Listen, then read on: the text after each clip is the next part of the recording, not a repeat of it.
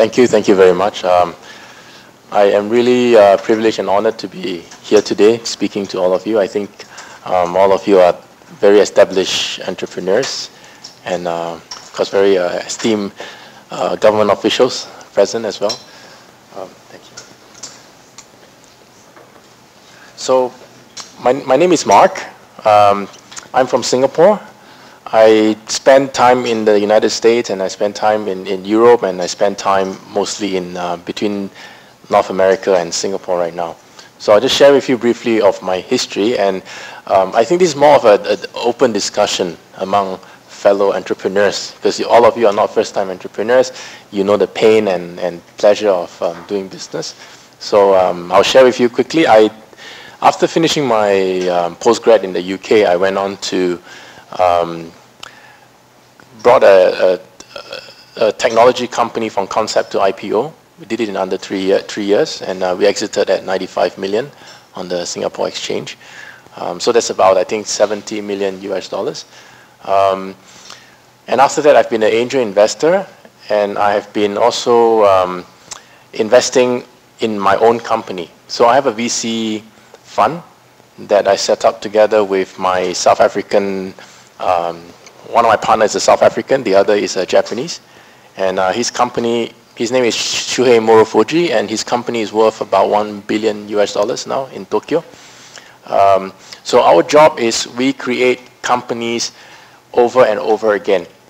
So the model that I look for is to create a company that can create a revenue of 1 million and above within 36 months. So that's what we do.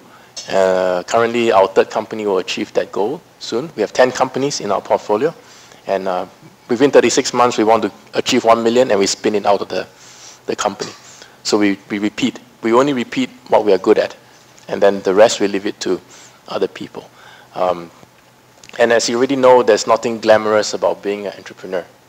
You know, we are like servants. We do everything, right? It's a house of pain, and I think I'm here today. I'm happy to share with you the status of what's happening in Asia, and perhaps also look at possible collaboration efforts between you as a businessman or entrepreneur who wants to enter Asia, or for us, ACE, to be the bridge between what entrepreneurs in Asia would like to do in MENA region and for you to enter Asia. So the other hat that I wear is I'm also the chairman of the Business Angel Network in Singapore. I'm also the chairman of ACE, which is Action Community for Entrepreneurship. So we were created under the Ministry of Trade and Industry in 2003. In 2014, it became private-led. We are funded by the government. We run the government agenda, and we look after entrepreneurship nationally. And one of the other things that we do is we build overseas network with other countries and other sister agencies so that our startup can enter the market freely. I will leave it as open on what will interest you the most, because I see a diverse industry from food retail to F&B, and this is not very, very different from what we have in Singapore in terms of the mix. So we have a young entrepreneurship group that we meet up, and one of the things that we do is we share the deepest, darkest secrets that we don't even tell our wives. I don't know whether you do that here as well. It's about, you know, hiring the best people, firing the people. I have this situation, I have the competitor, I can't get him in court, and all of you are trusted people, so you just share, this is what I did, this is what I did. So we curated 3 groups like this within ACE, and the criteria was that the revenue must be between $1 to $10 million. So if you are 1 to 10 million, you enter this club, and you meet, and you eat together, you meet, you have a code of conduct, and you do this together for 1 to 3 years. And then you share everything that you want with each other. And it creates a very strong bond among entrepreneurs. But everything is secret. I mean, you have to sign an agreement to say that you will not share this with your wife, even if they ask you what you talk about. So it's a good excuse for us to get out, right? Yeah, so maybe I will be happy to share with you the retail sector in Singapore, in Asia, or what I understand. I have businesses in Vietnam, South Africa, Delhi, India, United States in Virginia, and in Singapore. So these are the countries that I'm more active in. but I regularly travel between Singapore, Vietnam, Vancouver, Silicon Valley, China, and Singapore. So I do everything at the trip. I do my business, I do my other tasks that I have to complete. So maybe I will move down the table, or specific questions, one each, and then we just do a quick response. Yes? My question is, since you travel around the world, probably you see certain countries with tons of cash, Yes. but a little bit of, a limited number of opportunities. And if you want to rank the Asian market, what is the top one that you see? Where the money is, or where the market is? Where the money is, Okay. and where the opportunity is. So probably you may find China, but I'm talking about percentage here. In absolute and relative sense, it's China. It dwarfs everything. They go in at. I give you an example. I met a very senior military official in China. We met on the plane, and he tells me that he invests between maybe $10 to $15 million per deal. I don't invest in that scale, so I say, oh, sorry, I think we're in a different business. But he said, okay, let's become friends. But that is the kind of money that we're talking about for high-level entrepreneurs. So in Singapore, I mean, people, I would say like my level or similar, maybe you invest for other people's company as a business angel, you invest between 50,000 to 250,000. For your own business, of course, you invest above $1 million. But you don't do 10 million a deal, right? Because you're not a fund that runs a $300 million fund. So they have a different scale, they have a different market.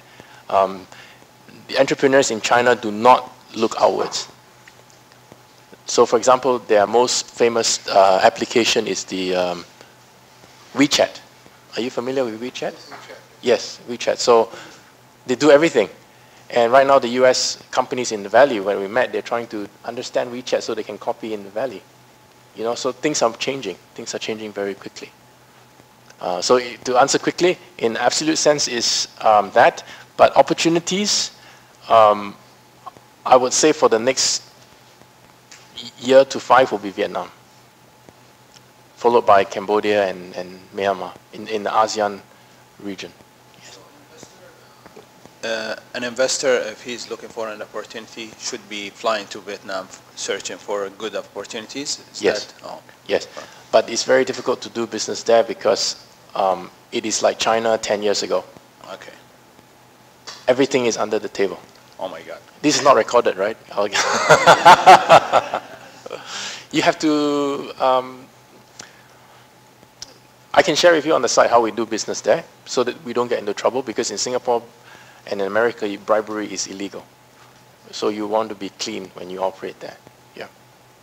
Okay.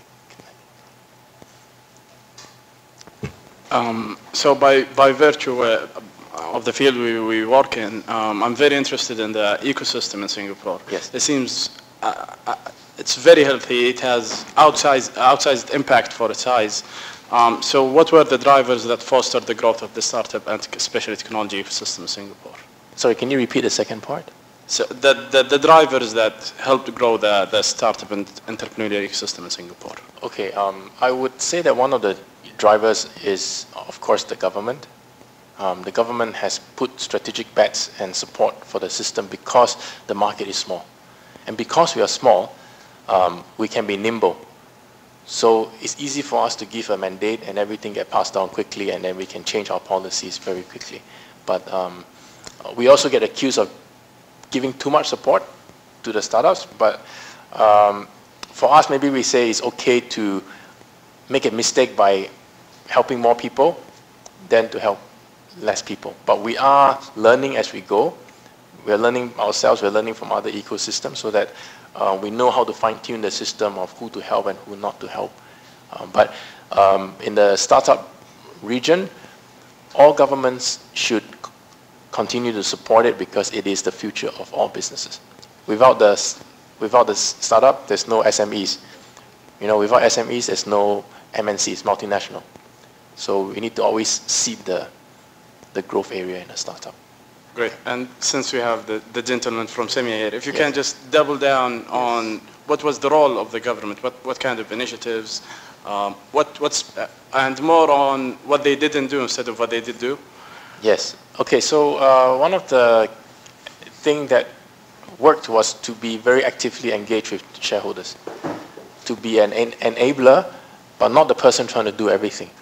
So we work with stakeholders, right? We work with business angels, we work with VC funds, we work with incubators, we work with accelerators, and we empower them to reach out to as many people as possible. So that's how the ecosystem would grow. Awesome. Yeah. Thank you. Yeah, you're welcome. I have a lot of questions, but sure. I will just pick the things that relates to my situation today. So I'm sure you've looked into a lot of ideas, and a lot of entrepreneurs pitch to you a lot of ideas. Yes. How do you qualify them quickly? Because I'm pretty sure you developed your own matrix or strategy to qualify or disqualify people. The second question is, I really like the model, which is 6 months, 1 million spin-off thing. My question here is, what are the most important, I would say, tricks or ideas or things that you should focus on to achieve the growth point very quickly from also your experience and working with a lot of startups? Okay, so there's two questions, right? So the first question is on how we select investments. For Business Angel Network, we have a full-time team that we hire to help screen the investments for us. And we tend to invest. The fastest way to close a deal for a startup is to tell us that this VC that we like or this angel we like has invested 600,000. Now it's 300,000 more. The window is closing. And humans are crazy. When you hear that thing is closing, we don't want to miss out. And then we like, okay, we don't even think. It's very dangerous, but that's how we sometimes do it. But at other times, I would say focus on the founder. It's very important. Forget about the business idea. Okay, it's hard to explain, but if you think about it, a team can execute anything. You know, A teams, top quality people that I can get, the top student or the most hardworking person I can find, I put them together in the mix, in the right skill set. I ask them to go to the street and sell shoes. They'll make money. I ask them to operate IoT, they'll make money. But you get a B team, you give them the best idea in the world, it will not happen. So invest in the people. In summary, in lack of time, I'll just summarize that. Yes. So the second question, as in secret sauce, there isn't. It's a lot of sweat and tears. I always tell people entrepreneurship is not glamorous. When I fly to Silicon Valley, I don't sleep because my staff in other countries, my CEOs are reporting to me and I have to make decisions. So it's a house of pain. It's like whipping yourself over and over again, but somehow we like it, so we just keep doing it.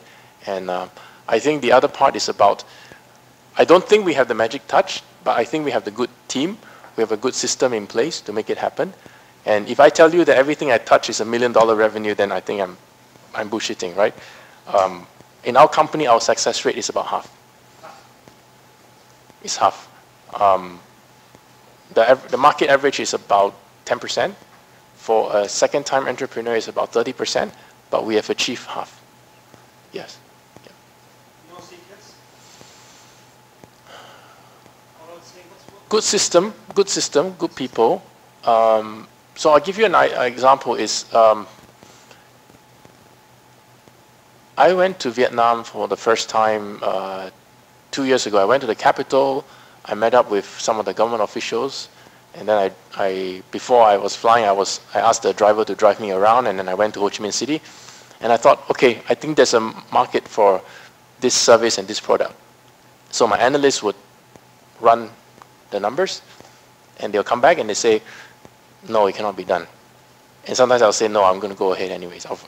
It's a bet that you make. And then I have my legal team, I have my marketing team, I have my business developing, I have the rest of the team to support and help me push it through. So it's a lot of hard work and good people. Good people, yeah. So there's no secret sauce. It's not that I'm good or I'm smart or anything, right? I think. Okay, it's about also. I always tell my partner, like, we always tease each other, right? I say, I don't think you're so smart, but I think you're good because every time you fall down, you get up. You fall down, you get up. You fall down, you get up, and then you will succeed. Because a lot of us fall down and then we say, okay, enough. Right? It's the resilience. Yeah. Okay. I have just two questions. The first one comes to the valuation. Yes. Especially startups, there is no profit that you can value the company. Usually it's going to burn cash. Yes. At the beginning. How do you value the opportunity? Should I just leave it to the investors to value the company, then whether I accept it or not? Or there is a method for me to say this is the value of the company and how to tackle that one for, if I build it, I'll believe more in the idea. The second thing, what are 3 to 5 things, for example? Here in Saudi Arabia, you don't see a lot of VC activities happening. What are 3 to 5 obstacles? For example, for you, it's a big no. I will not come to Saudi if these 3 to 5 things are there. Whether it's government regulations, whether it's laws and regulations, contractuals, financing, or what is the main obstacles that you'd say, no, I'll never touch Saudi unless these are resolved. These are the 2 questions. Okay. Okay, the same question. So I'll answer the second question first. Is I think when you want to make money and there's opportunity, you will not bargain. So maybe one good example is China. No one says to China now, unless you change this and this, I go. You just go because there's a lot of money there, So of course it's part of the job of the government to create a conducive environment for VCs to come in. You can have special incentives for the VCs. But as long as there's enough opportunity, they will come. I can give you an example of a multinational. A multinational is like Sony, Microsoft. You can ask them to come and set up shop here. They will send their team to come down. So what they look for is talent, market size, depending on what you want them to do. If you say, if you come here, I'll pay you $30 million to set up R&D, they will say, okay, how many engineers does Saudi universities generate a year? They'll do their math. And they say there isn't enough, they just say, sorry, I'm not coming. Same for VC. They'll look at how many startups are there, what is the success rate, what is the talent pool, what is the technology, what's the innovation, what's the protection, what's the business law. If it doesn't fit, I will not go. It's a business decision more than a policy decision. Unless there's a Saudi Arabia law that says foreigners cannot invest in startups, then it's a no-go from day one. But I think that's not the case. Yeah, it's not the case, yes. So sorry, what was your first question again? The first question comes to the valuation. How do you decide the valuation? We have a couple of startups, and the struggle is, what would be the valuation? Okay, I think this... Does it differ from being in Saudi or the same startup, for example, if it's founded in San Francisco or in Beijing yes. or in Singapore? What is the difference in valuation? Yeah, can we compare that? Yes, you can. This is interesting. 3 years ago, the highest valuation was found in Silicon Valley, I think 5 years ago. And then when the market got crazy, the highest valuation became China. Same product, same idea, you go to China, it's like worth double. Because people are like, I want to come in, I want to bet on the money. There are a lot of articles out there, a 10-second way to value a company, but I think this question came out today also at the earlier meeting I was at, and my answer was, why don't you look at a SAFE document, S-A-F-E, so that you don't negotiate the valuation, you just put the money, right? And then you say, because you come in now, the next round, when I go to a VC, you get a 20% discount. And I get a 10% interest. Whatever you want, you can put it in the agreement. But you agree not to value the company today because, like what you say, there's no value, no revenue, no traction. But you believe in the guy enough to give him 500,000 or 50,000. So that could be one way to get around it, right? You can have a cap, a discount, and a progressive period where the vesting can, you can say, okay, I put the money in, straight away I get 10% discount if you get funding next week at 8 million, and then every month I get 1.5% discount. It's open if you do a safe document. And maybe on your question, valuation is an art, more than a science. There are a few companies in Singapore that, so one of the companies that we invested in, 50,000 first round, within less than 24 months they raised 35 million. So they went at a valuation of, we estimated, more than 100 million in less than 36 months. 3 boys, fresh from university. It's called Carousel. Yeah. So they got Sequoia Capital.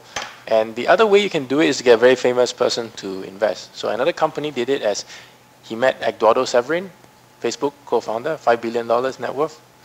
He said Eduardo invested. Everybody's like, okay, I want to invest, right?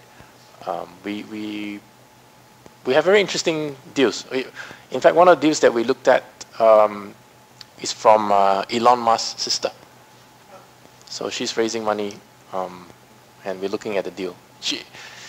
Of course, you'll say the brother has so much money, right? Why are you raising? But on the other hand, they like to be independent, you know, to raise their own funds. I hope that sorry, I didn't really answer your question. But there are other ways, of textbook ways, you know, DFS, you know, pick a finger in the air and say this. But it really depends on how valuable the technology is and how good the team is.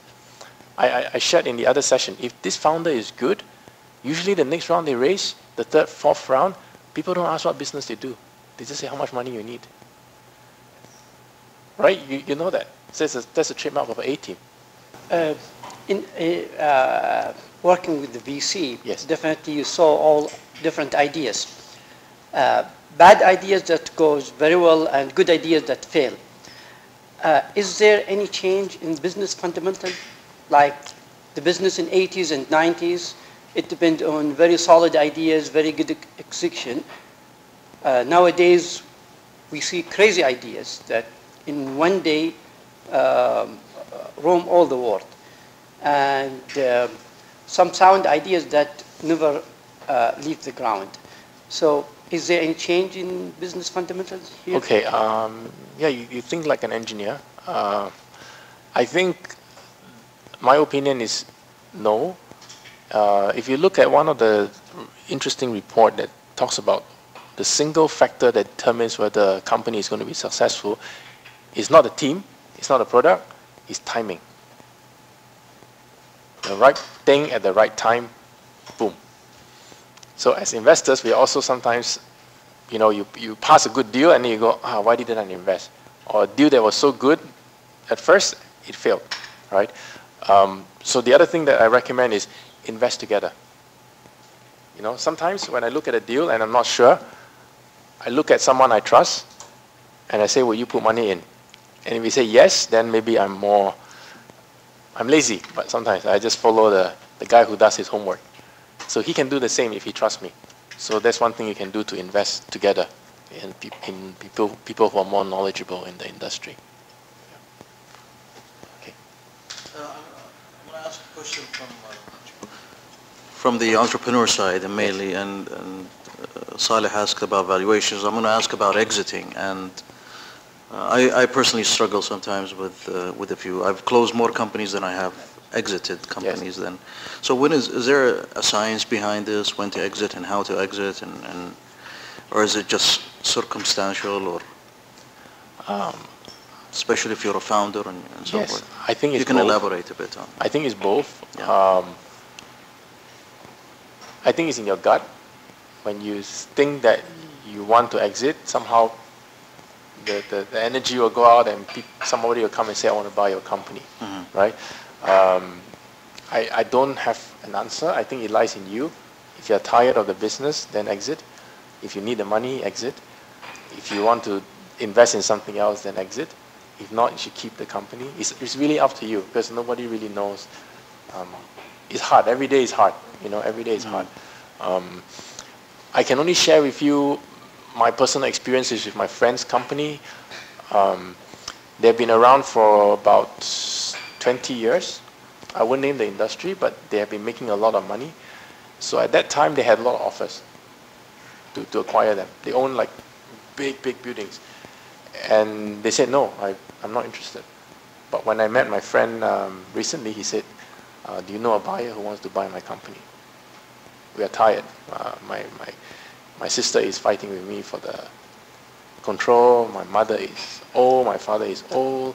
The staff is not happy. The economy is going down. I want to sell.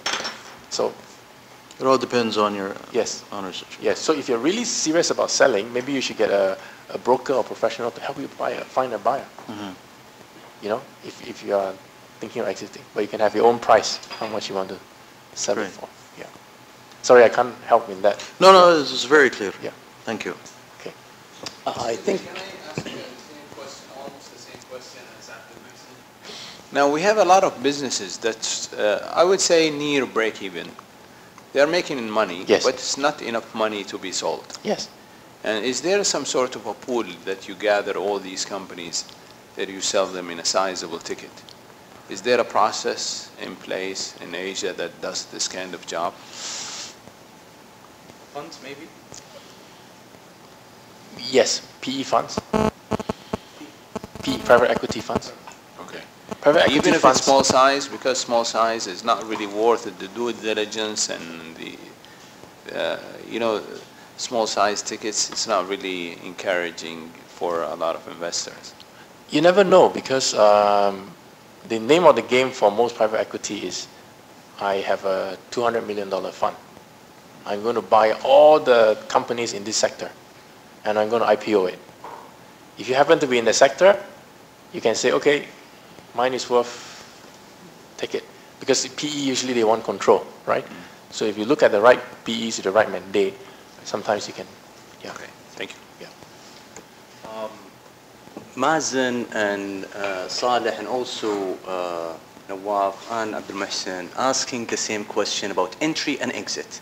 And it seems that we don't have a proper deal flow here in Saudi Arabia, and we don't have a proper presence of the private equity firms as institutions. We have family offices where it's a big family business that they started betting on new startups. They bring people as employees, but they are not employee type. They are an entrepreneur, so they jump in with them as partners, and they control, and I think 80% of the businesses, they fail because the family business will control that venture. What are also, this is from the business side. From the government side, unfortunately, our government thinks that it's taboo to put a single cent that may be lost. So unless it's 100% guaranteed and essential to be paid, the government will pay it. They don't pay for seed funding, pre-formation seed funding. In universities where all the venture starts, there we need to see a pre-formation seed funding. Unfortunately, it's not there yet. So I don't know, from your meetings, I hope you advise our SME authority or other agencies that you meet to allocate money for pre-formation seed funding, to put it with people or young boys and girls in high school to start doing something, to start venturing, and the cost would be always less than $10,000. Right.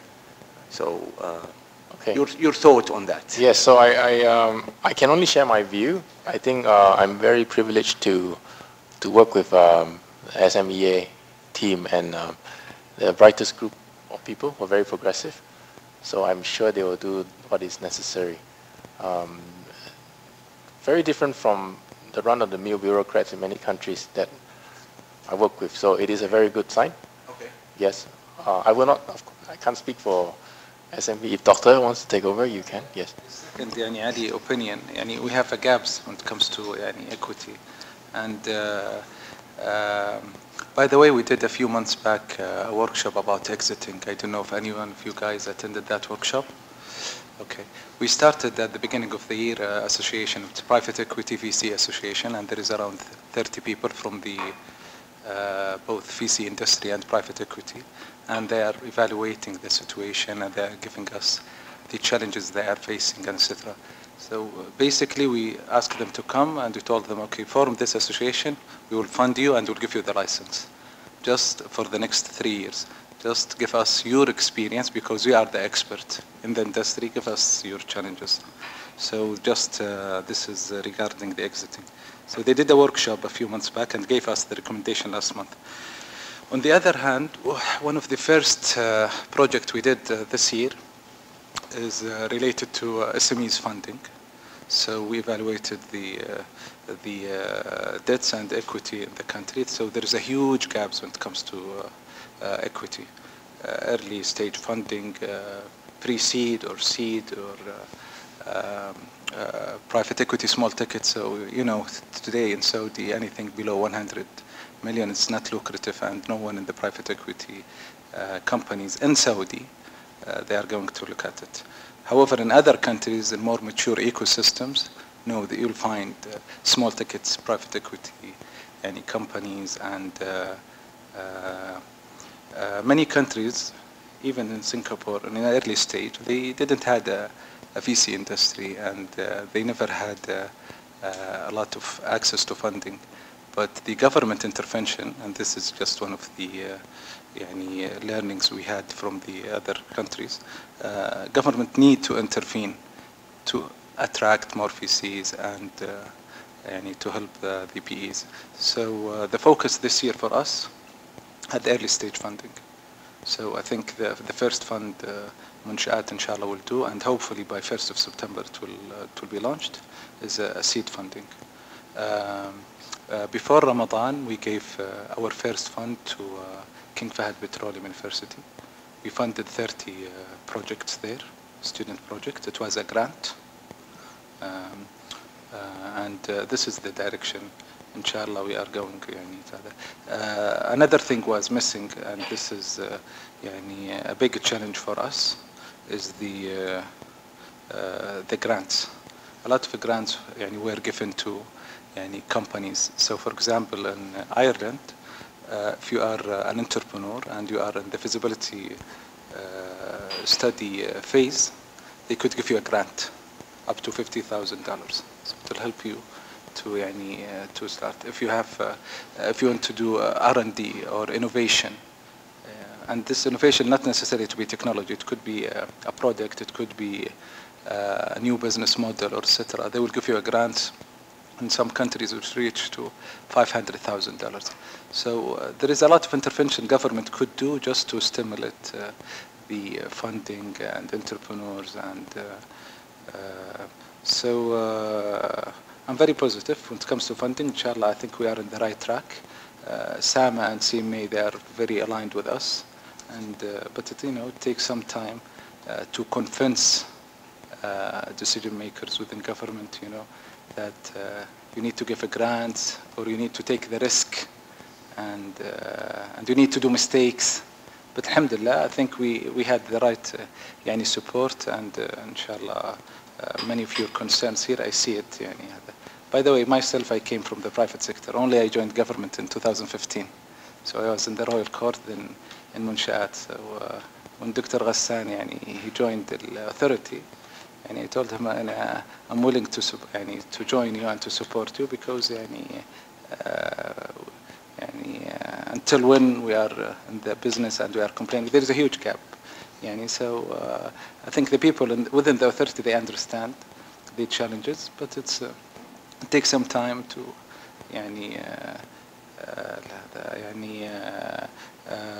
one of the things I was telling my colleagues earlier this month, we are like the private sector. You took your CR 1 year ago, you had staff after 1 year, and the funding, it comes later on. So it takes some time.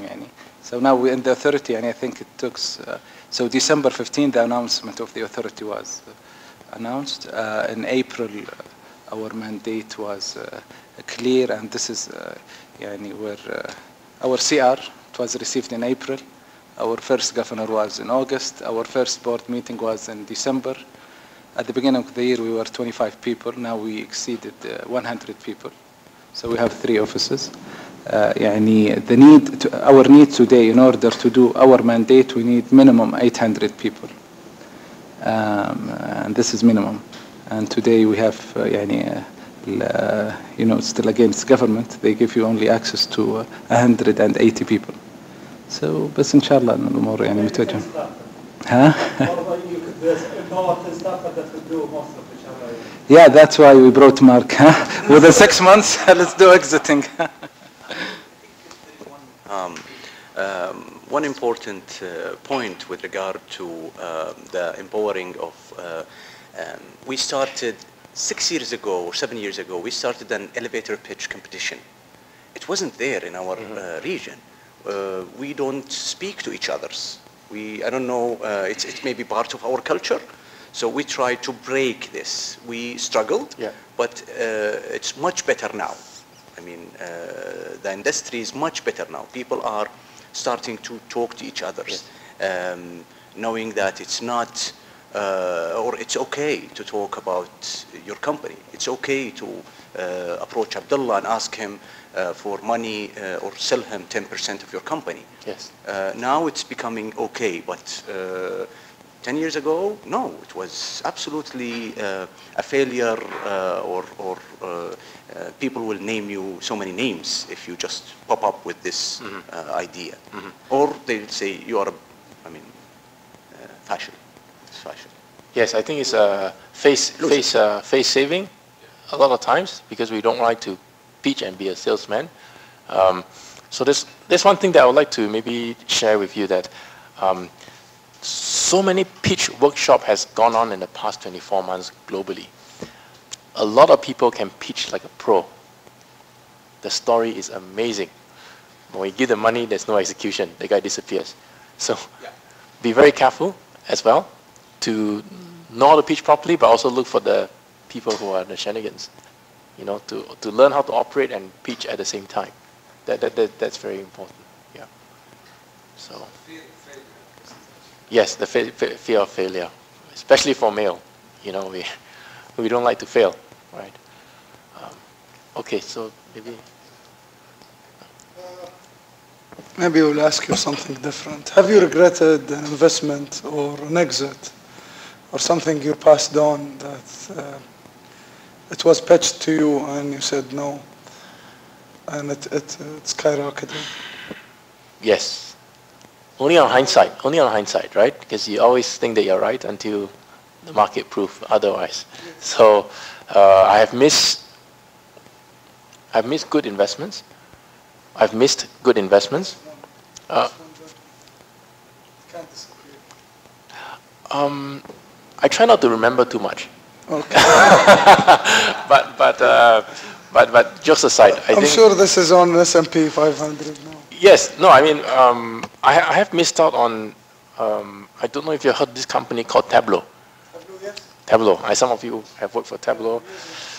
I received a call before the IPO during the bridging round, and my venture partner from Silicon Valley is calling me, "Hey Mark, I got a window, come in now. I hold a slot for you." And I say, "What kind of a company is this?" Tableau, and it's so great. And I say, no, it sounds a bit too good to be true. And when and then I received another call from Singapore, and he says, "I've just been made the head of Tableau in the country. You should look at these shares."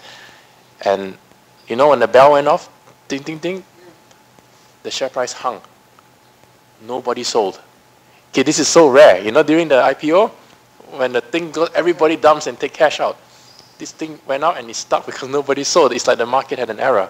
Amazing company, and then it went up. But for the management team, they were not very pleased because they say that it's hard to manage the PE when the valuation. So those deals, yeah, I've missed out. But FOMO, they call it fear of missing out, is very real. And for entrepreneurs, that is one of the only tools that you can use to close on an investor. And it's an art you need to learn. Because a lot of time the investors will say, it's a good company, but what have I got to lose? If I invest today, I could lose it. If I don't invest, I can lose the future earning. Yes, but you can tell them that if you don't invest, maybe it's game over. Yeah, there's last ticket left. You know, like in the Valley where they chase after the deal. So, yes, I've invested in companies that lost money, of course. But in the Angel Club, of course, everybody want to talk about my fish is this big, right? But if somebody told you they didn't lose money, they're lying. In fact, some of the angels who lost so much money, they had to leave the club because the wife said, "You sleep outside if you don't." they lose a lot of money because it could be their life savings. You know, for example, you work for BP and you have 2-3 million excess cash. You know, you have a house that's worth, I don't know, 5-10 million, and then you thought, I want to make the 2 million become 40 million, right? I'm the champion. And then suddenly it's 2 million to 0. And so we always tell them to pace. It's the marathon, it's not a sprint. So use your money slowly. And don't forget, a lot of the angel investment, when you make money, it's a paper gain. There's no exit, right? You can say, okay, I invested at 50,000, and now carousel is 100 million, but I don't exit. Right? It makes you feel good to look at the shares and then put it in the cupboard again, but it's on paper. Yeah. Yeah. So, Vice Governor, any? No. Yeah. I would like to ask you about the VC size of the team, the team experience. They are entrepreneur and financial. The team that succeeds VC, they contribute cash as investment in the VC. Yeah. Yes. You know the problem with the VC, the fund size is small because you get so many, and the management cost of the VC, it doesn't cover your operation when you act. And the failure rate is higher. So how you solve? How do you structure the best way to invest? You know, or to put the VC team together? Are you asking as a VC? Yeah, as a VC. I see. Okay. It comes back to an interesting question. Everybody asks, what is the single one most important characteristic of a good VC? Does anyone know? No, VC, to be a VC. The partners. So you will say partners and the ability to invest in a good company, right?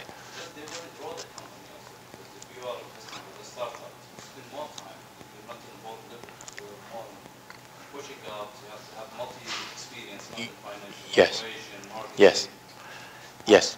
Does the VC team have entrepreneurial background, their failures of their project or their financial outlook? Would you believe if I told you it doesn't matter? Doesn't matter. Would you believe if I told you it doesn't matter? It doesn't matter if your partner cannot invest, doesn't know anything about startup, doesn't understand valuation, let's say. It doesn't matter. Would you believe if I told you that? The single most important thing or the secret of a VC industry is the ability to raise funds. That's it. Raise funds from investors. Yes. LPs. It doesn't matter. Yeah, it doesn't matter. If I can raise a $1 billion fund, how many smart people can I hire? It doesn't matter anymore. If I cannot raise a fund, I raise a $20 million fund, I will kill myself. I can't even pay myself enough to be a partner. So that, to answer your question, it's... Most of the VC, the capital or fund size is small. It's small only if you cannot raise money. Right? I mean, as in not you, but I'm just saying the team.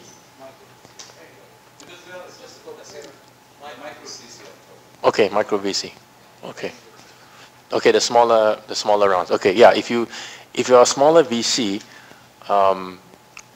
one way you can leverage is through government programs, if there are, to stretch your dollar if your fund is small. But I think your question is, how do you get a management fee from... And also getting the team invested, they have background, entrepreneurial, or their financial, or their experience. Okay, to really tell you the truth, my experience, I've been invited to run a $500 million fund. I've been invited to be partners of funds. I can tell you the most important is to have partners who can raise money. I still come back to the same point. Why? If it's you, no, it's money, raising money.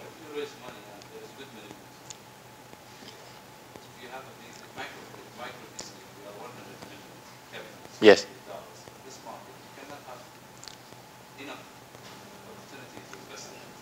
Yes, but you'll be the king of MENA.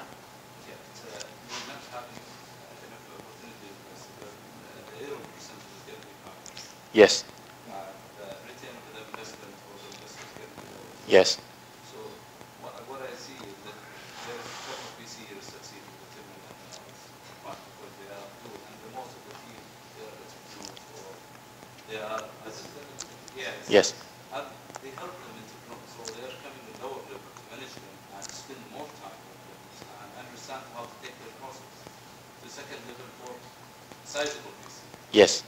From legality, from evaluation, all that. Okay.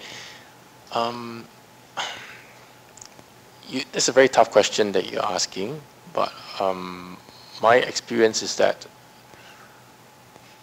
there are some mathematical issues with angel investing and VC investing as an investor. And this is why I move on to the venture building model, because the economics is not right. If you look at a global study on the performance of global VC funds and you look at the top tier performance, the failure rate of VC is incredible. A lot of it is just living on the management fees. So if you want to run a $10 million micro fund and work day and night to help your startup grow the company and only own 30 to 0%, you're in the wrong business. Okay, that's what I'm saying. That's why you cannot figure it out, because it doesn't make sense. Because you already know it doesn't make sense. So there are different models. You can earn back the 10 million by providing services for the startups. Some of the VCs have tried to do that. Some have succeeded and some hasn't. So what that means is you have a small fund, you invest in the companies, there's 10 companies, and you tell the 10 companies, you must rent my office. You must use my accounting. Yes, and then you bill them and you take the money back. But some of the startups feel that that's not ethical. So it's up to you to manage that. Yeah. Yes.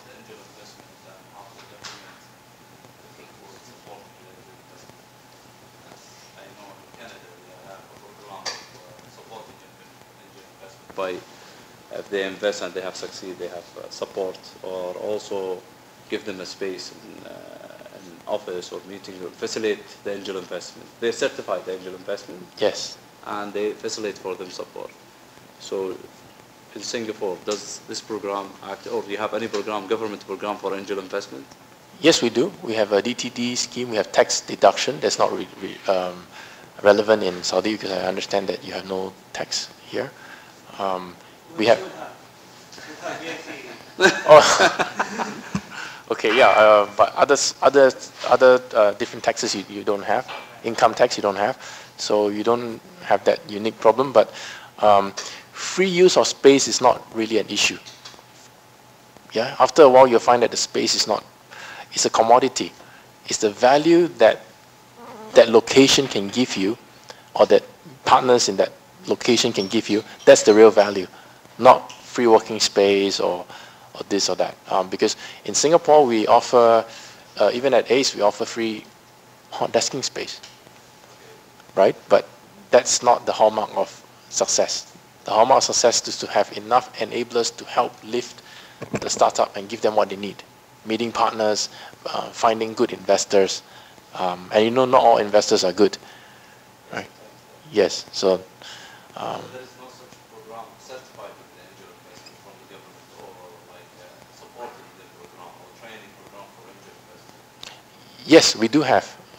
So I'm the chairman of the angel group, and in the past we were funded by the government operationally, and we run workshops on how to invest properly.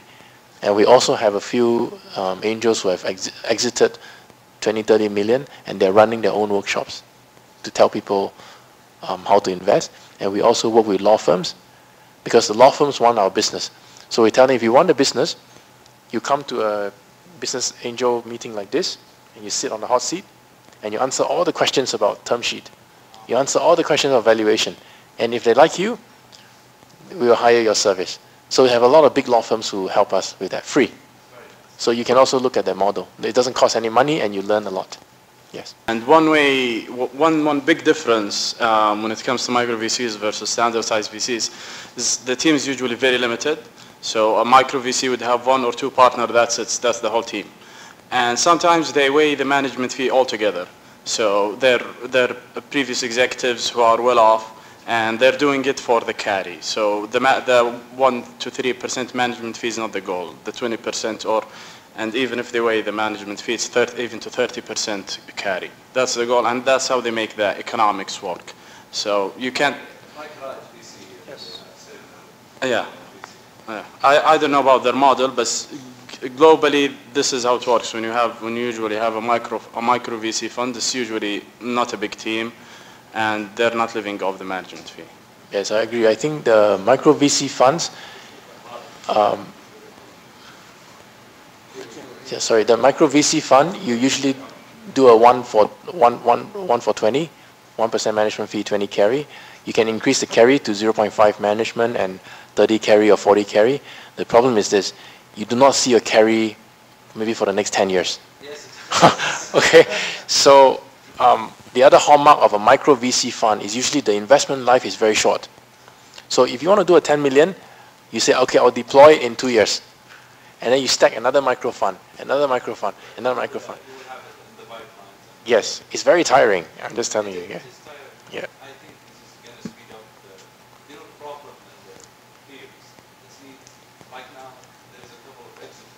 Yes. Like Hangar Station. Yes. Hangar Station, they start 4 years, and they start with the seed funding, then they start for VC, then they start another VC, and now people look to this concept, okay, in-demand deliveries, whatever else, okay. So other business that would, as Ali mentioned, family offices, they look at, okay, we have to jump to this industry, okay, let's locate a fund or what's it. So the industry is going to be developed when there is a succeed exit and track record of some investor, all of that. But I think the micro VC is more needed right now. Angel investor is very difficult for angel investor to do. He'll be tiring for team up to work with multiple people. He needs to focus to 1 or 2 to speed their expansion out. But micro, the 3 people to 4 people, as you mentioned, the partnership, they're more focused. They do 20 or 15. They do it for exiting, not to make out of it as a salary or income. Just they do it for exiting. But deal in pipeline, there is a lot. And I have look every time, there is a lot of idea. But to deploy the idea, it needs people to show them how to deploy yes. it. That's the problem. As you said, A-team, I like A-team. Yes. So you have to pick the partner first, then yes. the concept. If you're not for the management fee, then the fund size is not an issue. You can even do a micro fund at $1 million because you're not for the money, right? So I have people in Singapore I know who are doing micro VC funds.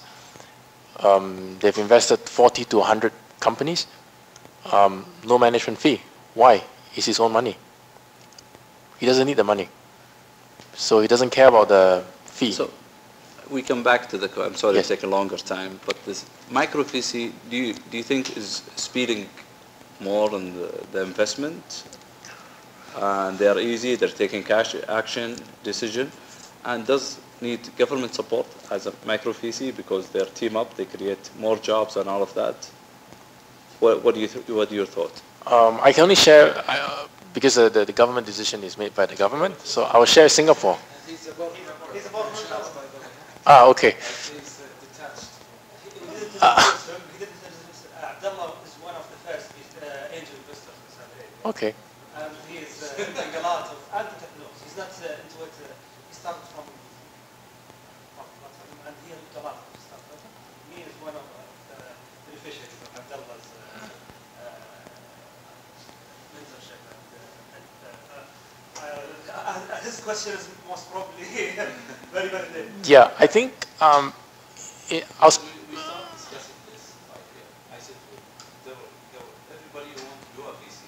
Okay, but the structure of VC, the management, when they said the management cost, it doesn't work. The exit, when you sit with the private equity said it's not ready. They still, And VC sizable, they want something ready. So there is no a lot of incubator. There is a good incubator, yes. And they have a success track record, yes. we say, and it's coming in the pipeline. But I think angel investment, there is individual, but it came end of the day to the mood of the guy and his mode of investment and the time to spend. But when you create a job as a micro investor, you committed for this 15 company or 20 yes. company with 10 million fund. How you can scale it? How you can get supported? How? Okay. Yes. Last year, Dr. Abdullah, I went to, or I paid $25,000 to join 500 startup unlocking venture capital course in Stanford. Why I went there? I went there because I just want to understand why it's not working here in Saudi. And the model of 500 startup was so sexy at that time. I went there, spent 2-3 weeks in their offices, came up with an answer that it's not about fit outs, it's not about term sheet, it's about people, it's about deal flow. It's not here yet, but it must grow naturally, or to be induced by a government funding. What I mean by government funding, that the government will burn hundreds of millions to make sure that this syndrome come back into our ecosystem. Yes. Until now, it's growing, but growing under the shade. It's still not big, not big. And all entrepreneurs, all of them struggle, really struggle. They may have great products, but struggle in raising capital because track record for them. Sometimes the culture does not support it. So all the investments that I've seen, normally people just throw money because Mark invested 500,000 in this company, so they will jump in. But to attract big names to invest, sometimes it's very difficult. Yes, I agree. So maybe as a follow-up to that comment and your question about micro VC, maybe I can share with you how we did it in Singapore. Yes. We didn't have this thing called micro VC because, like I said, we did not want to issue 10 to 20 million to different individuals. So what we did was we created this scheme called a TIS scheme, where the government earmarked the amount. It's not disclosed. It could be 20 million, it could be 40 million. And you appoint 8 micro VCs guys. And you say, I'm not going to give you the money. I will give you your incubator matching grant, matching fund. So for every $2 or $3 you invest, I'll give you $7. And that got everybody crazy. Yes, they'll jump. So yes, so for yes, so yes, so for you, if you want to do something like this, then you'll be one of the appointed incubator. So the government will make an announcement, and all the applicants will just go directly to the micro VCs or the incubators and say, this is my idea. So if you think that the idea is good, you're willing to take the risk because you're only putting $2 and $8 come from the government. And you are still successful that the program is now canned because it's... The same thing, it's the government needs to create several incubators because that's the same recipe. They don't create. They don't create it. They fund not the incubators. Yes. And this goes with the same as VC investing. I invest in one company out of 10. 9 will go bust and 1 will compensate for all the costs. It's the same thing. Yes. Only support one, and you're still taking a risk of that small one. Yes. Support at least 10 or 20. Then you have a potential upside. Yes. Give them a bigger reward. Yes, but also, of course, government also have to be accountable to the citizens. So there is a check mechanism. So when all the incubators or the micro VCs say, I want to invest in these 40 companies, the government look at it first also and give the final yes or no. So like I said, the money is not controlled by the micro VC, it's controlled by the government. To speed up job creation, more ideas and all of that. Yes, I was sitting with Apple team from London, and they was sharing how's the bank system helping entrepreneur, a small company to get finance by accessing the right information. One of the succeed investment I like always, I share it, Zero. It's from New Zealand. They are a startup of accounting system. Today the market value $2.8 billion. And they have 1 million company they are using their accounting, and they create the ecosystem down of this Zero. So the Bank of Singapore, for example, is connected to Zero, and he gives the rate of credit and your loans and credit and financing. It will come automatically. You don't need to go say, here, your pre-approval for your business. They know your industry. They know what you're doing, your cash flow. They know how you're doing because they have syncing data together. So you don't need to go to get the approval and your risk. So they assist your risk and they send you, it's a method, just they give you valuation. So this thing's also supporting the entrepreneurs to know what their business is doing without bringing in consulting, reducing the cost of the management. They have also a program, I think, Bank of Singapore, they give you all of the IT support for subscribing base with the Apple partner. All my portfolio company use Zero. Yeah, so. Same.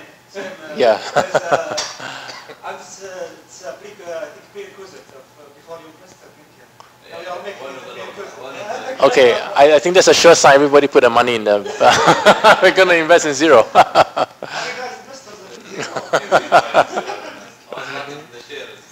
Yes. Okay, next question. Yeah. The question is about the role of the financial intermediator. I'm talking about the asset managers in helping the VCs to grow up. Okay. Especially here in Saudi Arabia, the CMB imposed some requirement, like let's say 50 million riyal as a paid-in capital for any asset manager to be established here. Comparing to other countries, it's much less. I think in Singapore it's $500,000 or even less. Same thing in Japan. But here in Saudi Arabia, it is more than $15 million to establish. 15 or 50? 50 million riyals. 50 million riyals, okay. Which is around $15 yes. million. Okay. Plus other requirements. Okay. So, it's a good question. Singapore did not have a system of regulating asset managers, funds, as in asset managers. So we have this separate class of license called the RFNC, Restricted Fund Manager License. That means you're a smaller fund, you have less compliance before you can apply for the license. And then the market exploded. There was so many funds. And the government was like, I think it's time for a cleanup. So what they do is they increase the compliance cost. It's very simple. So back to your first question about micro VCs, right? I can kill you. I can tell you, okay, I treat all funds equally. I love all my children, but I want this report, this report, this report, this report, this report. I need you to have 3 compliance stuff. I need you. And then when you add up the cost, you realize that your fund size has to be 100 million and above to survive. Then you just clean out the whole market.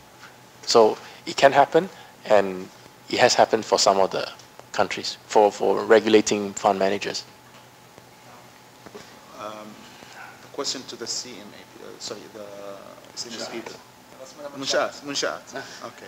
Do you have any efforts? Because collecting funds from investors and investing these funds with the entrepreneurs is regulated under CMA, not under Munshaat. Okay. And the CMA is treating the one who collecting money to invest in public equity similar to the VCs. Okay. Is there any effort toward, let's say, changing the regulations?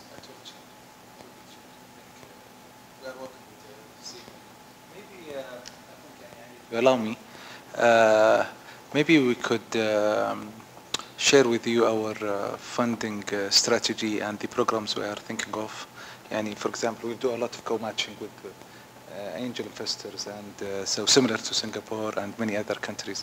So the VC industry will not succeed without government intervention and government investment. So this is a fact, and we know this since a few months, and we got the required approval. So we could have a similar session, and we share with you our funding strategy, take your feedback as well. So it's win-win for both parties. First of all, you become updated. Where are we heading? Because today we have a fund of fund, and we have منشآت يعني funding and منشآت today were mandated to do this يعني funding strategies. We are working very closely with CMA to regulate VC industry, and usually the micro VC funds, the license come from a similar authority. So there is initial approval, anything I think below 50 million, no need to go to CMA, it could go through منشآت. But this is يعني there is a lot of initiatives. In funding there is 17 initiatives, so I would love to have my colleagues who are managing funding and the consultant as well to come to you here and to share with you, and this is informally just to share with you what are we doing now and to take your feedback, and because we rely, it looks like we rely heavily through our association حقت البي والVC وكلهم practitioners وكذا, but it would be nice even to hear from you as an entrepreneur and some of you as angel investors. Dr. Abdullah, there is initiatives before, and the best formula or the best vehicle for that is to have a fund regulated by CMA, and they don't have any limits. It has to be, I think, the minimum is 5 million Saudi Riyal, which is 1.5 million US dollar. And sky's the limit. And you are free to do whatever you want and to manage. You have to have a board of 3 or 4 managers, and you're free to invest at any company. They will have their separate NIN, National Identification Number, this fund. So this fund can invest in any. So from a regulation point of view, we have ways to invest and to deploy the cash officially through authorized person. Forget the second part. The second part, which is the most important, that most of my colleagues here and the ecosystem lacks, is understanding the term sheet. How can we structure the term sheet? How can we talk about points that we share the knowledge of what does that mean? So in our part of the world, it seems that the term sheet is not something that everybody are aware of, and maybe we should take an initiative in the coming 2-3 months to have multi-workshops to teach our entrepreneurs and to share VC firms or representatives, what does the term sheet mean? How can we construct it? How can we build it? I think from my understanding اعذروني إذا المعلومة ما هي دقيقة. there is no regulation when it comes to VC industry in the country. I think they were talking about company law needs to be changed. There is a lot of requirement how this VC fund could own a company and exit, and so there is a lot of barriers for it's not only about having a license from the CMA. There is a lot of things yes, yeah, so there is a lot of things. I don't know the details, but going back to the angel investment network, one of the things I think we are going to offer, we will support the OPEX of these angel networks. There will be I think also training for angel investors. So we know a lot of people here they are businessmen or people have access in cash, but they don't know what does it mean angel investment and why. They know only they are willing to invest in real estate or in something they knew, but they are not they don't understand the idea behind becoming angel investors and how it works and what is the changes today. For example, having a parallel market, it's a game changer. It will attract people. Having fund of fund today, it will attract more VC funds, more PEs, having more incubators and accelerators. This is another thing. Having international entrepreneurs as well, it will add a lot of values. So this year, inshallah, we'll have program, training programs يعني helping angel investors and it will cover يعني hopefully many of the asks I heard here. By the way, we are working closely with Singapore, mainly with ACE, and Mark, this is his second visit, and he's advisor for us. So and we are having multi international collaboration with different similar government entities. So in Ireland, for example, they have a great business model. And we are learning from them in the UK as well, Malaysia, South Korea. So there's a lot of learning that was captured, and inshallah, hopefully, it will be, you'll see it inshallah very soon. Sure, you meet with the stakeholders. There's a lot of these initiatives. Sometimes it's the authority thinks that's easy or something, but meeting with the stakeholders, the actual investors, the actual entrepreneurs, and even the advisors, when they meet, they will understand the different cultural aspects. As you said, people like real estate. Maybe that's different than a lot of countries in the rest of the world. Here, real estate, it's like your favorite son. You put money and it doesn't go away. And you don't have even to keep adding money to it to bring return and profits. Yeah, it's the same in Asia. It's the same real estate. If you say that here, everyone's young, old, everyone thinks if I own a real estate, I'm all set. I don't even to look for anything else. So the cultural aspects of the belief of the real estate, even if the value, regards to the value. So some of these cultures, when you meet with actual stakeholders, you will hear some of the struggles, some of the issues, some of the problems. So your program can be tailored to the right audience. So it will be successful. اتفق معك. احنا one of the things we're mandated to do is to do SME's national strategy. So when we are talking about ecosystem, it's not only منشآت. So maybe we could work day and night, and Ministry of Labor could announce a decision. It will kill everything that we are doing, or بلديات, or central bank, or anyone. So we identified more than 200 players within the ecosystem here in Saudi. So university has a role, government has a role, companies and NGOs, individuals. So we did a lot of interaction بحقيقة in the past 9 months, I could say. And not only this, not only in Riyadh, even at the region. The needs of the region is totally different. Northern of Saudi, south of Saudi, eastern, and so I think you are right. Understanding the needs of stakeholders is very important. Can I share some frustration?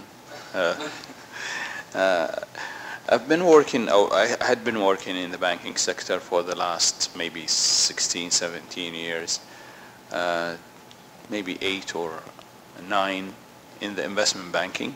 I was managing director for an investment bank, Falcon Financial Services.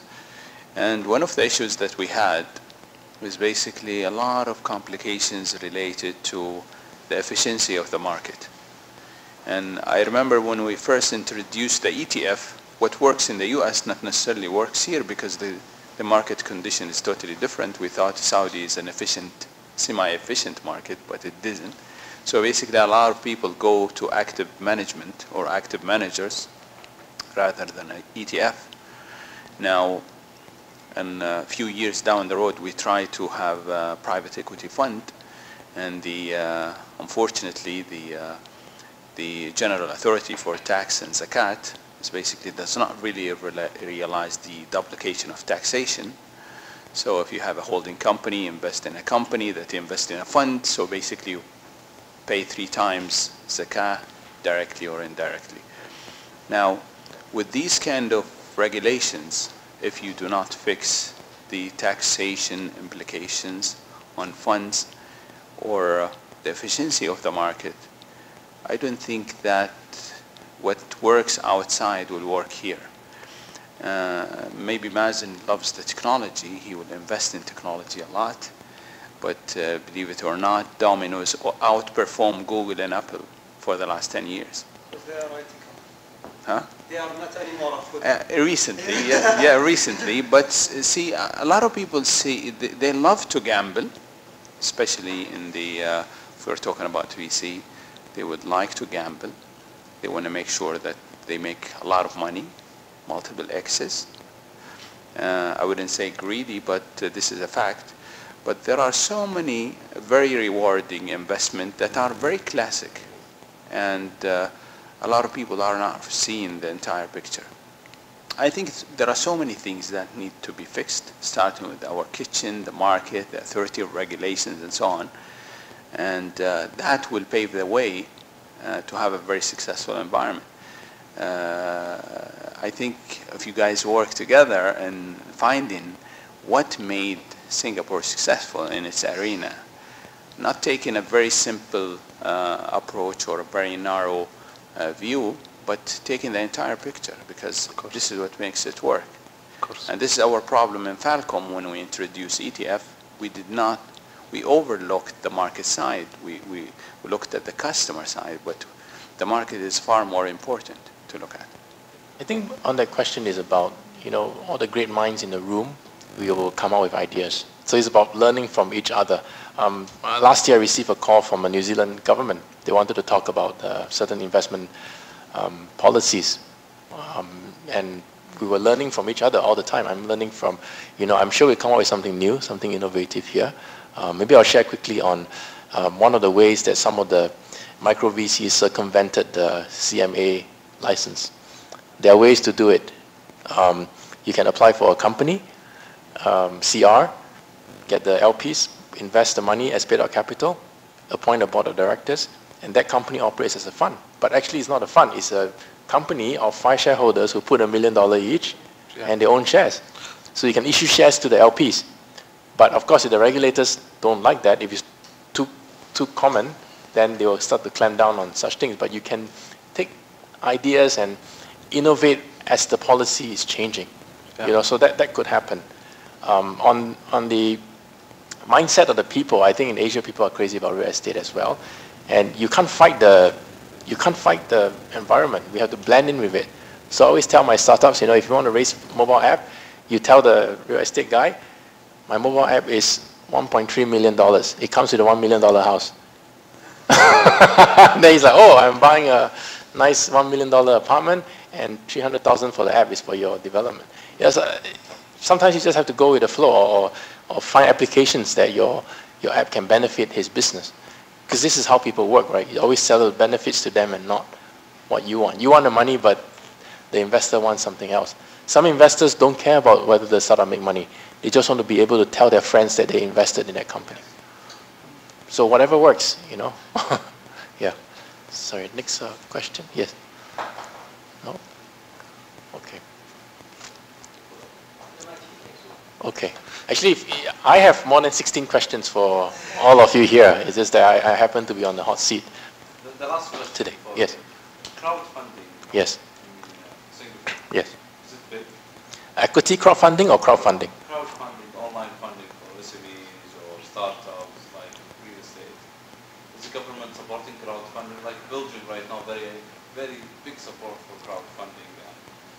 Okay. Same things with the Greeks. Okay, so there are 2 parts to crowdfunding. One is the crowdfunding the product, and the other is raising funds for equity for the company, and the third is crowdfunding for real estate. Yeah, raising funded through online.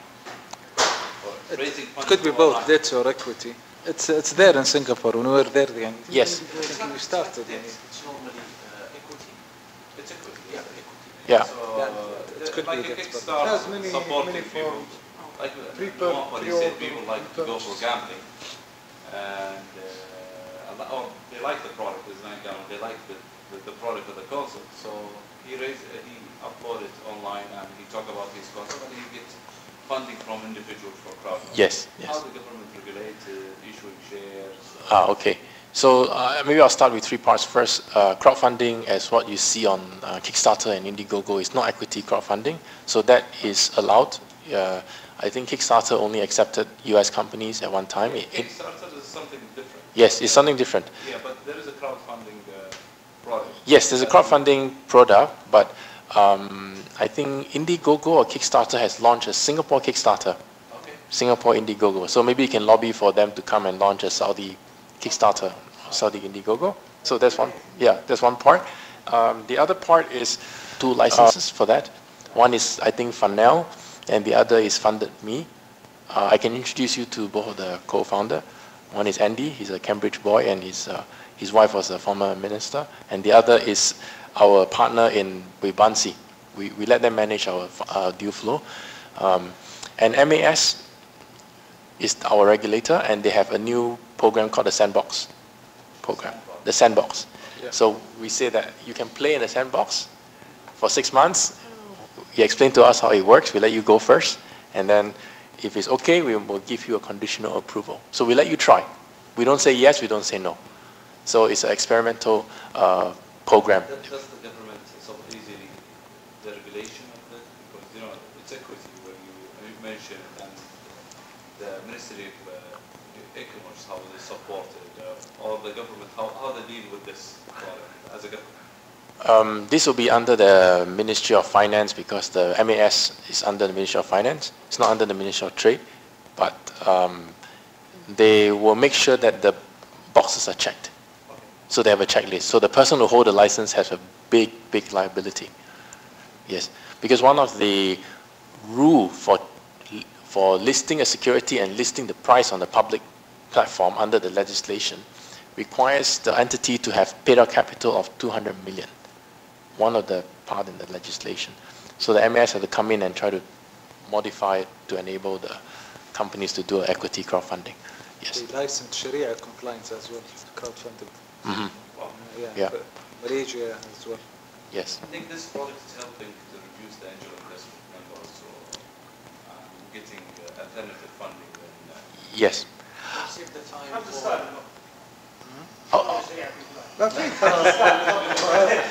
by the way, in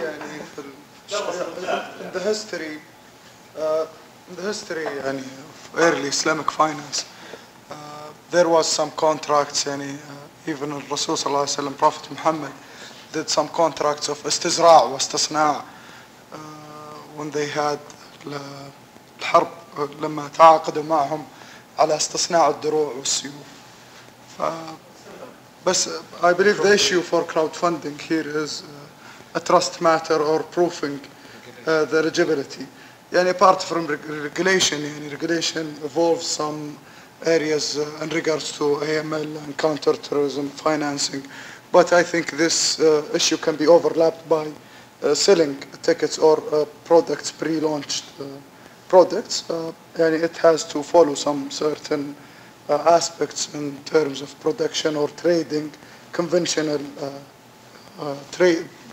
businesses, not in terms of tech. I think that would lead to success of crowdfunding in Saudi Arabia. From that base, we can evolve more into tech companies and crowdfunding to those areas. It's all about building the ecosystem. Yes. Where you have the access of the cash, access of regulator, designer, and the access to market as well. Access to market. Yes. Because crowdfunding itself, when you are on the website, you get more investor easily, and also marketing your concept. Yes. So actually, as a business, as an angel investor, I think most of us here are in one way or the other. We have to be very careful because our end is near. If you think about it, what is the implication of equity crowdfunding? Your angel investor has no chance. What is the first thing that will kill angel investing is equity crowdfunding. The second thing that will kill angel investing is the government. If the government issue too much grants, people won't come to you. They get free money from the government. The third thing that will, You can work it both. Yes, you can do co-funding. If you find the angel investor, they can go. If it's the angel investor, you can publish it. It depends on the rating of the angel investor, so they get profit. So yes. Mazen, he's an angel investor. I will invest all. He's my favorite angel investment. I will invest with him, and the exit will be with this person. Yes, yes. So that's it's more both. That could work, yes. And the third thing that will kill angel investing are VCs hunting for earlier stage companies, and people like the VC brand because they can raise more money at a later round compared to an angel. And the fourth thing that will kill angel is the launch of the third board. So the Malaysian Stock Exchange has called me last year to come down to Singapore to meet because they're launching the third board. The The third board is for startup to list the company with a concept. What is that? IPO with nothing. IPO with nothing. Idea. Yes. It sounds exciting, but it's Wild West. Yeah. Yes, it is. So, as an angel investor, these are the trends to watch out for. The future is not bright, yeah? Yeah. Yes. Salman did a very good, extensive research on crowdfunding. Yes. And I'm waiting for the time when he sent me the link saying it's launched. If you could leak some of... Technically, it's up and there, yeah. But we need, let me say, we're cowards to launch.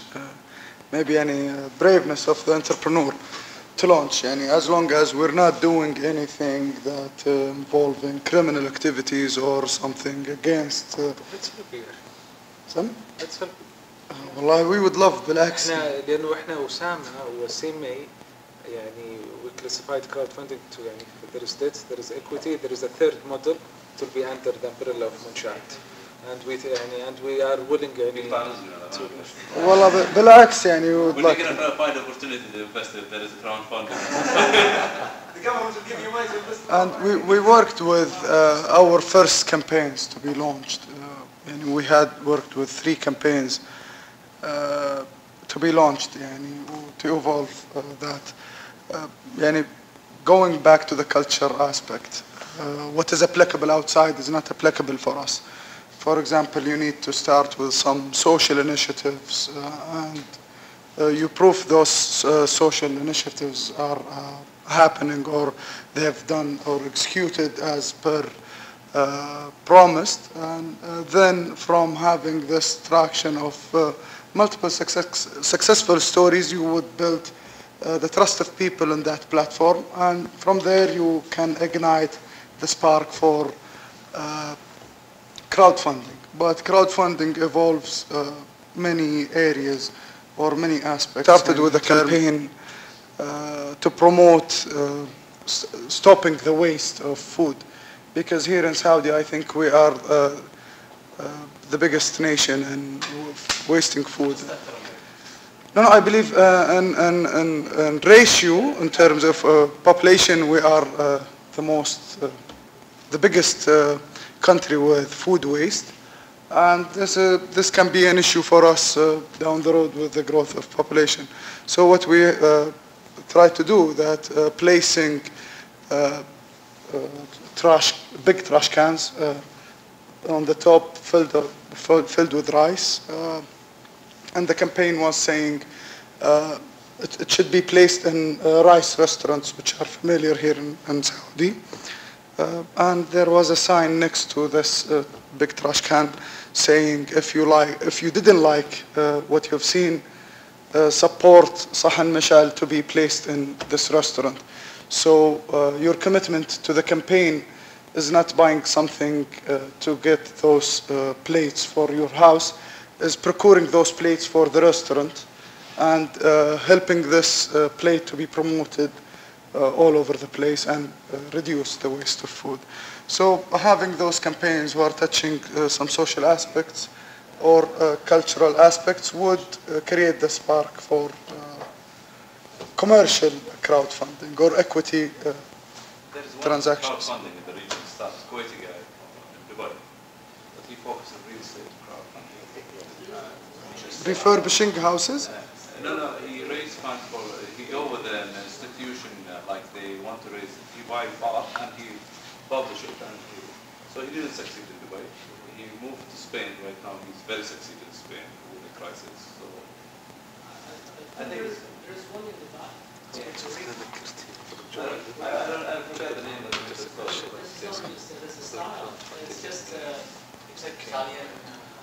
It's Italian people, yeah. But it's just is a real estate. No, this guy is a startup based, and some of them tech startup, but he's just got. Government regulated. Yeah, it's just got from the Dubai Financial Authority. Yeah, Eureka. There are 2 others. Yeah, there's in Jordan, one in Jordan. IWWA? There are 3, 4. I have a question. I asked so many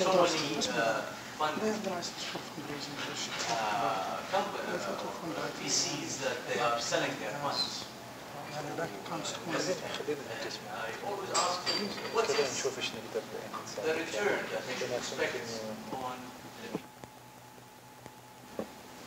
for small investments or angel size or the VC?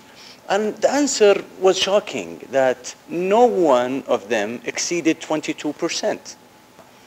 So I realized that it has so much fun, but not so much return compared to our market, because in our market, if you concentrate in real estate, it will give you much more than that. But risking your money and sucking your energy would give you a maximum of, or an average of 22%. Some people look at it as not a very good investment. What's your input on that? What is the bank lending rate here? Same. How many percent? What is the interest rate in the bank here? Savings? LIBOR plus 200 basis points, 300 basis points. No, for SMEs. What is? You have to provide a debt certificate to get It's nearly impossible for the SMEs to get financing, but they get above 5, 6, 7%. No, they just Okay. They have a cash flow they get. Okay. It's not an issue. We have 5 more minutes, huh? Okay. So, Cyber plus 5. So if it's 22. Return on as an IRR or IR. fund, the VC funds. 22% is okay, right? I mean, if you put in the bank, unless you're talking about alternative asset like real estate asset. So if the fund manager is good, and he can guarantee you 22% a year. It's not a guarantee, but that's historical yes. return. The good ones. Yes, the good ones. So the normal ones, you're talking about 14. Yeah. If they don't lose your money. Yes, 0 to 14. Yeah. So, yeah. So some people look at it as good because in Singapore you want to find a safe investment is because we have to deploy funds for some of our charities. We get like 0.59%, you know, and VC is a more risky asset. Of course, the return is supposed to be higher, and real estate also has its risk. You know, as we all know, what goes up will come down.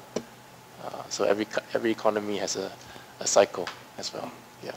So Singapore went through a cycle of boom, and when the real estate collapsed, I think it took 8 years. It didn't recover. So a lot of people was in pain because they didn't have the money and they borrow money and so forth. So everything is risky. You know. We don't have lack of funding here in the country, but we might. What we lack, maybe Mr. Ali said, understanding the term sheets and understanding the ecosystem and the nature of investing and the exit out of those companies. Yeah. In regards to charity, one of Jamiyat Tahfidh al-Quran wanted to raise 600,000 riyals, and they've spent 100,000 riyals in advertisement for this campaign, and they have raised 14 million riyals. That's excellent. That's good, yeah. I think there is another point coming from legislation perspective, which could be a very local thing. Again, the difference between us.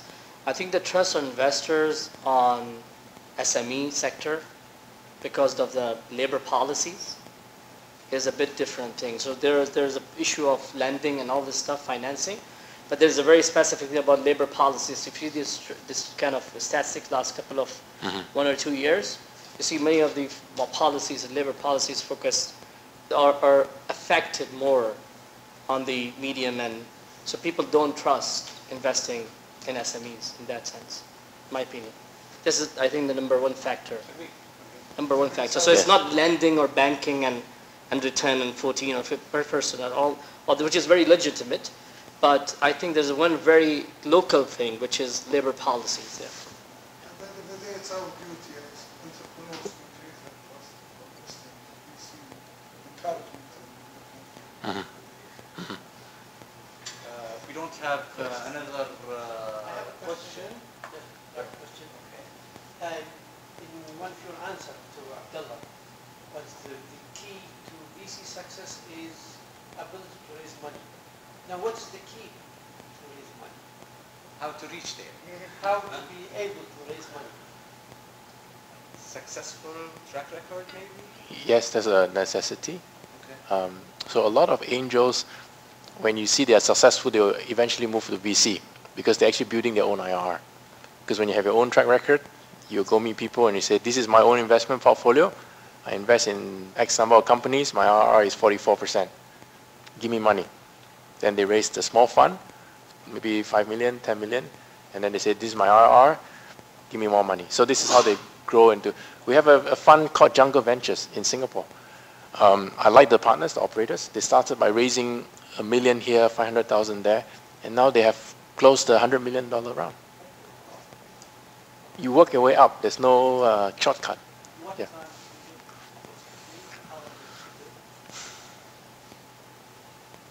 Three years. 3 years. One of my associate, his fund is 1.7 billion. Sorry? No, he doesn't need to work with me because his management fee is very good.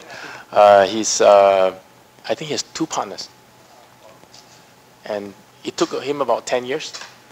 And so we have 2 funds in Singapore that is run by very small partner but very good track record. They invest in private equities. This is not VC. 1.7 billion to is amazing because they make a lot just on the management fee. But he's a good guy because he donates the money out. Yeah. I didn't receive any money. I want to ask you about China. Singapore has been known they invest a lot in China. Yes. How would you structure your ventures? Through offshore company and offshore activity, or you establish a company inside China? If we invest in China, we follow whatever. So the deal is very hot. The deal is very, very hot.